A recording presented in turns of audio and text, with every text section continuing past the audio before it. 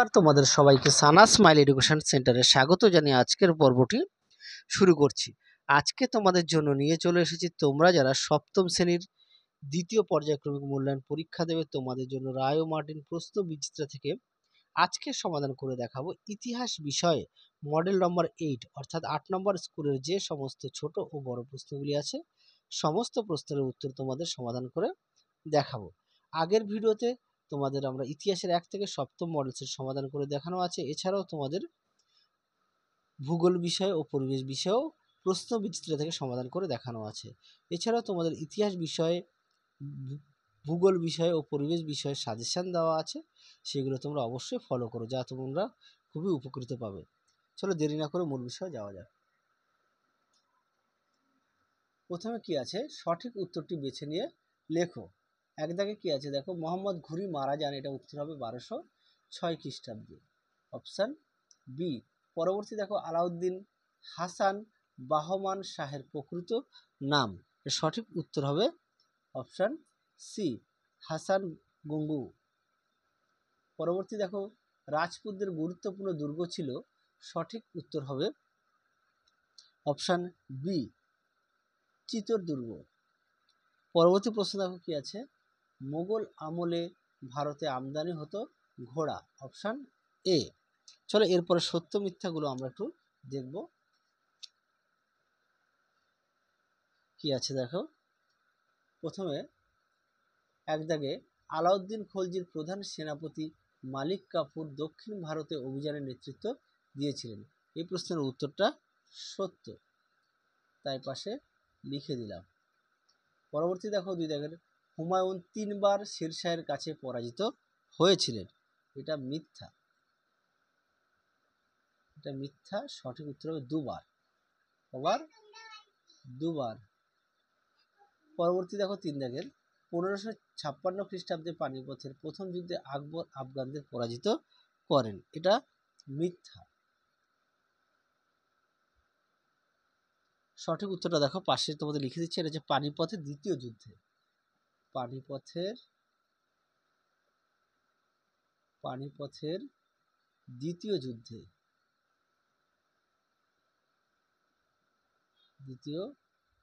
যুদ্ধে, পরবর্তী প্রশ্ন দেখো, ফিরোজ শাহ তুগলক নির্মাণ করেছিলেন ফিরোজ শাহ কোটলা, এটা হচ্ছে সম্পূর্ণ সত্য। পরবর্তী দেখো, বিবৃতিগুলো একটু দেখে নাও। আমি বিবৃতি প্রশ্নগুলো আর মুখে বলছি না, তার উত্তরগুলো তোমাদের আমি বলে দিচ্ছি, দেখে নাও। আচ্ছা, প্রথমটার হবে 3-1 ব্যাখ্যা 2, ঠিক আছে, প্রথমটা হবে ব্যাখ্যা 2, পরবর্তীটা হবে ব্যাখ্যা 3, হ্যাঁ 3টাই হবে, হ্যাঁ। পরবর্তীটা হবে, এটা হবে ব্যাখ্যা 1, ঠিক আছে, পরবর্তীটা হবে ব্যাখ্যা 1। চলো পরবর্তী প্রশ্ন দেখো কি আছে, এরপরে আমরা সমাধান করব 4 দাগের। কি বলেছে, 2-3টি বাক্যে যে কোনো 3টি প্রশ্নের উত্তর দাও। প্রথম প্রশ্ন আছে, ইবন বতুতা কে ছিলেন? চলো প্রশ্নের উত্তরটা দেখাই, দেখে নাও প্রশ্নের উত্তরটা। ইবন বতুতা কে ছিলেন সুন্দর করে দেওয়া আছে, পয়েন্ট দিও। আদি নিবাস, ভারতে আগমন, তারপর আছে ভারত ভ্রমণ ও গ্রন্থ রচনা, সুন্দর করে দেখো দেওয়া আছে, একটু দেখে নাও, আমি মুখে বললাম না। চলো পরবর্তী প্রশ্ন দেখবো কি আছে, তার লেখা গ্রন্থের নাম কি? উত্তরটা হবে অল রিহলা, ঠিক আছে। পরবর্তী দেখো 2 দাগের, ঘরগড়া যুদ্ধে কাদের মধ্যে হয়েছিল? এই যুদ্ধের ফল কি হয়েছিল? উত্তরটা দেখো, দেখে নাও। ঘরগড়া যুদ্ধ 1529 খ্রিস্টাব্দে ঘরগড়া যুদ্ধ হয়েছিল। ঘরগড়ার যুদ্ধ হয়েছিল দিল্লির মুঘল বাদশাহ বাবরের সঙ্গে বিহার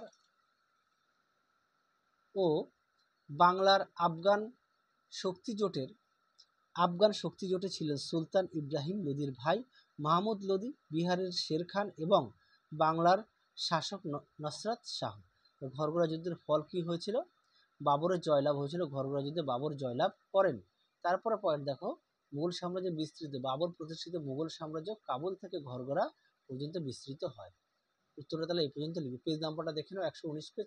তাছাড়া তোমাদের প্রতিটা প্রশ্নের পাশে আমরা পেজ নাম্বার দেখিয়ে দিচ্ছি তোমাদের সুবিধার্থে। পরবর্তী প্রশ্ন দেখো 3 দাগের, বাংলার 12 ভূঁইয়াদের সম্পর্কে কি জানো, লেখো। চলো প্রশ্নের উত্তরটা দেখো। দেখে নাও বাংলার 12 ভূঁইয়া সম্পর্কে সুন্দর করে দেওয়া আছে, দেখে নাও প্রশ্নের উত্তরটি, দেখে নাও। এছাড়া তোমাদের পাঠ্য বইতে দেওয়া আছে, তোমরা সেখান থেকেও পড়ে নিতে পারো। আর এর পাশাপাশি অবশ্যই পাঠ্য বই খুঁটিয়ে পড়বে। তোমাদের একটি গুরুত্বপূর্ণ কথা বলি, তোমাদের আগের ভিডিওতে ইতিহাসের সাজেশন দেওয়া আছে উত্তর সহকারে, এছাড়াও তোমাদের ভূগোলেরও সাজেশন দেওয়া আছে, পরিবেশেরও সাজেশন দেওয়া আছে, সেগুলো তোমরা অবশ্যই ফলো করো। চলো পরবর্তী প্রশ্ন দেখো কি আছে। আচ্ছা, কুতুব দিল্লি বলতে কি বোঝো? চলো প্রশ্নের উত্তরটা দেখো। দেখে নাও কুতুব দিল্লি বলতে কি বোঝো, কি বোঝায়, উত্তরটি তোমরা এখান থেকে অবধি লিখবে। সুন্দর করে দেওয়া আছে, একটু দেখে নাও প্রশ্নের উত্তরটি, আমি মুখে বললাম না। যাদের বই আছে অবশ্যই বই থেকে পড়বে, যাদের বই নেই তোমরা একটু খাতায় লিখে নিয়ে পড়বে। চলো পরবর্তী প্রশ্ন দেখো কি আছে। চলো এবার দেখবো 5 দাগের 6-7টি বাক্যে একটি প্রশ্নের উত্তর দাও, দুটি প্রশ্ন দেওয়া আছে, যে কোনো একটি প্রশ্ন উত্তর দাও। আচ্ছা, প্রথম প্রশ্নটি তোমাদের আগের ভিডিওতে দেখানো আছে, সেই কারণে দেখালাম না। পরবর্তী প্রশ্ন দেখো, কিভাবে মধ্যযুগের ভারতের শহর গড়ে উঠত? চলো প্রশ্নের উত্তরটা দেখো।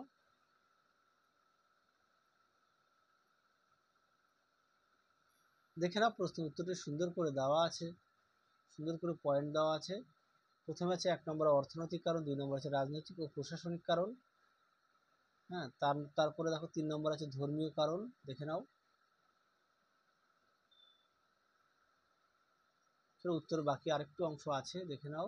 এই পর্যন্ত লিখবে, হ্যাঁ। কারণ একসঙ্গে যুক্ত হয়েও অনেক বড় শহর গড়ে উঠত, এই পর্যন্ত উত্তরটা লিখবে। পরবর্তী প্রশ্ন দেখো কি আছে। চলো এবার আমরা দেখব 6 দাগে কি বলেছে। 9-10টি বাক্যে একটি প্রশ্নের উত্তর দাও। তোমাদের দুটি প্রশ্ন দেওয়া আছে, যে কোনো একটি প্রশ্ন লিখতে হবে। প্রশ্ন মান হচ্ছে 5 নাম্বার। প্রথম প্রশ্ন আছে, শের শাহের শাসন ব্যবস্থায় কি কি মানবিক চিন্তার পরিচয় তুমি পাও, তা লেখো। দেখো প্রশ্নের উত্তরটি,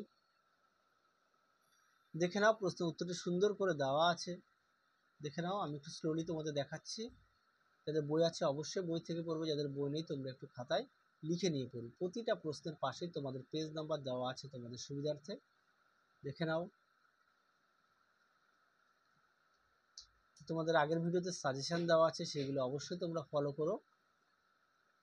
সাজেশনটা অবশ্যই দেখো, উত্তর সহকারে দেওয়া আছে। চলো পরবর্তী প্রশ্ন দেখো।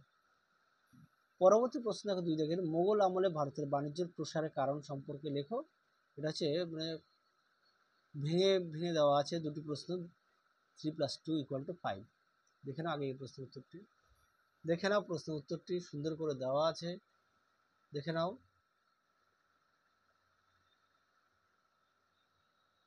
চলো পরবর্তী প্রশ্ন দেখব। পরবর্তী দেখো, মধ্যযুগে ভারতের বিভিন্ন প্রান্তে গড়ে ওঠা কয়েকটি শহরের নাম লেখো। চলো প্রশ্নের উত্তরটা দেখো, দেখে নাও। এই প্রশ্নের উত্তরটা না তোমরা এর মধ্যে পেয়ে যাবে, হ্যাঁ।